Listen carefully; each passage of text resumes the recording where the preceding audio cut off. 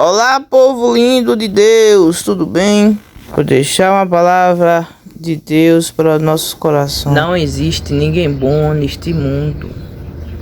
Você diz, por que, irmão? Você está dizendo não existe ninguém bom neste mundo. Por mais que tente ser bom. Vejamos em Lucas capítulo 18, versículo 18 ao 19. E perguntou-lhe um certo príncipe, dizendo: Bom mestre, que hei de fazer para herdar a vida eterna? Jesus lhe disse: Por que me chamas bom? Ninguém há bom, senão um que é Deus. Olha aí. Entendeu?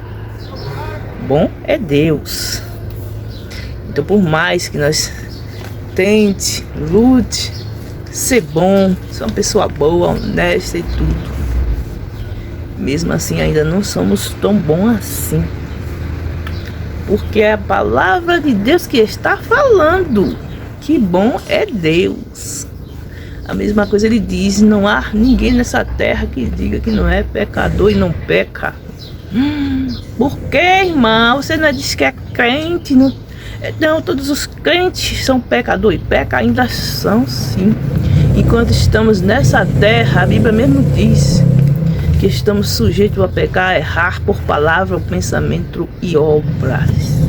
Olha o que a Bíblia diz em 1 João capítulo 1, o versículo 9 ao 10. Se confessarmos os nossos pecados, Ele é fiel e justo para nos perdoar os pecados e nos purificar de toda injustiça. Se dissemos que não pecamos, fizemos mentirosos e a sua palavra não está em nós. Não errar em alguma área da nossa vida, em alguma situação, a gente ainda peca. Por quê? Porque estamos neste mundo e a Bíblia diz o quê?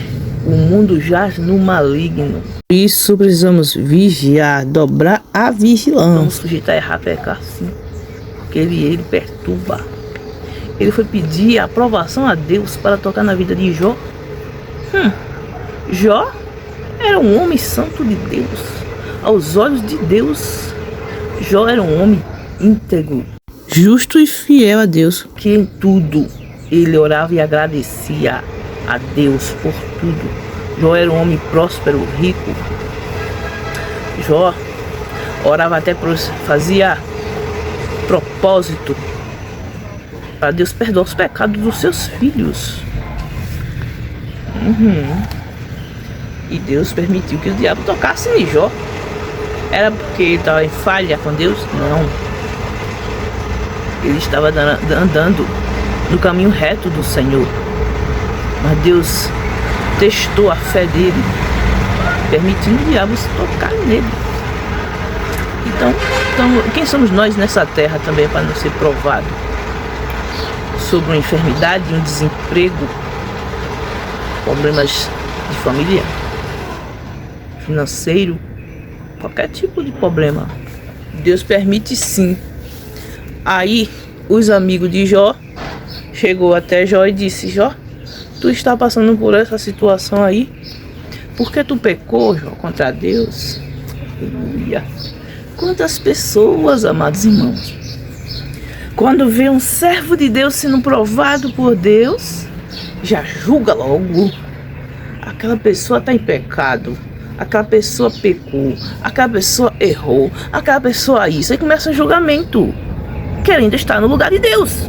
E quem somos nós para estar no lugar de Deus, amados irmãos? Aleluia. Ele, quando quer mandar o vaso, ele manda de qualquer jeito que ele quiser, porque ele é Deus. E quem é um homem para impedir? Aleluia. Ele está vendo tudo.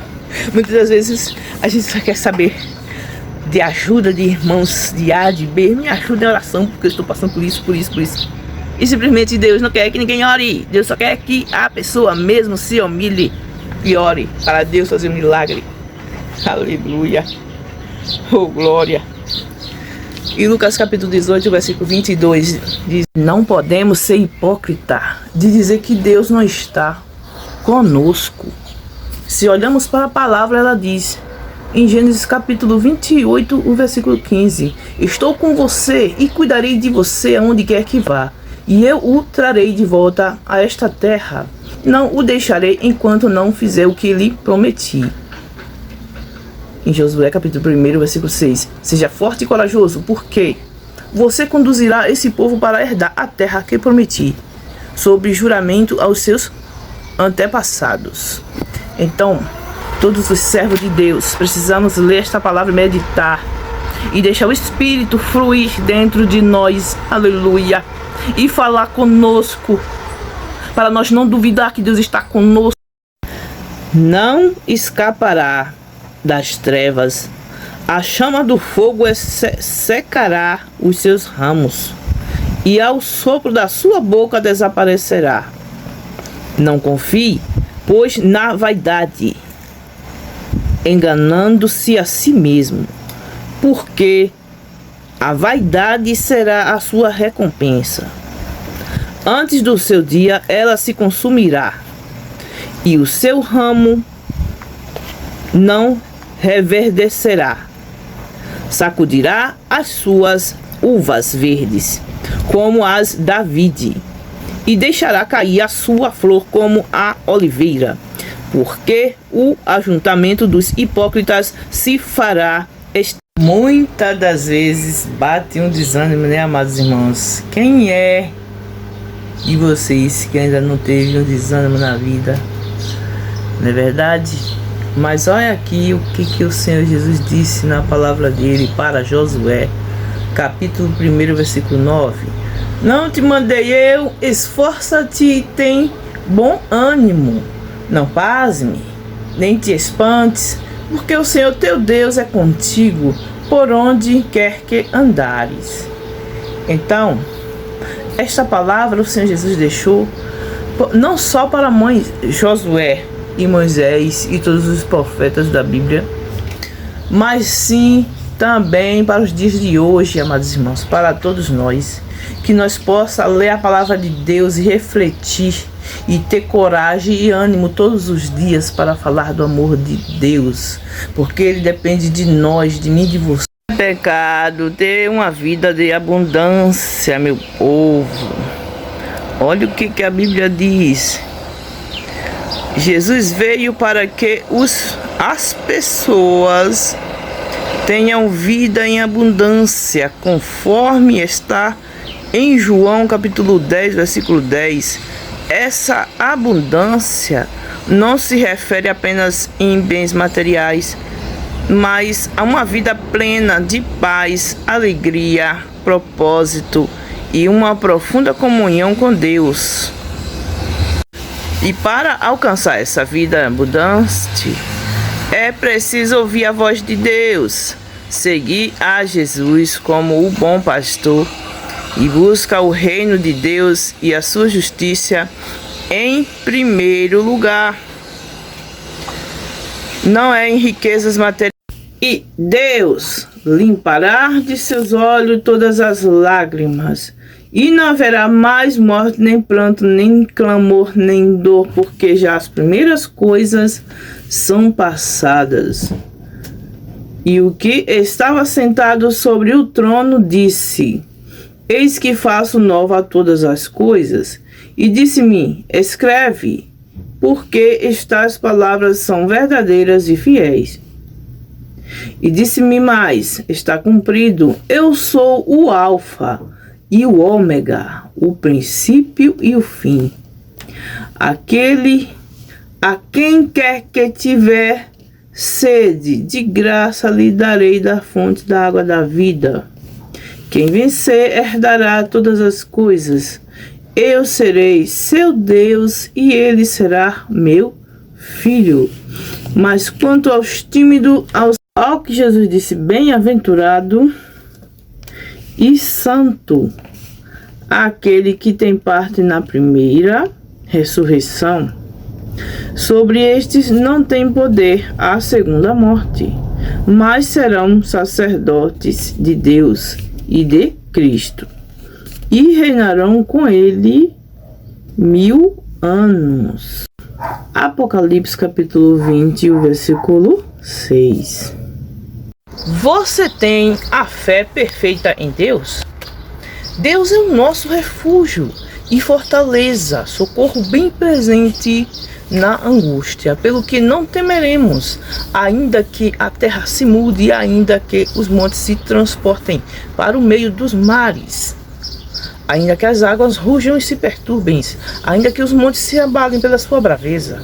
Há um rio cujas correntes alegram a cidade de Deus, o santuário das moradas do Altíssimo.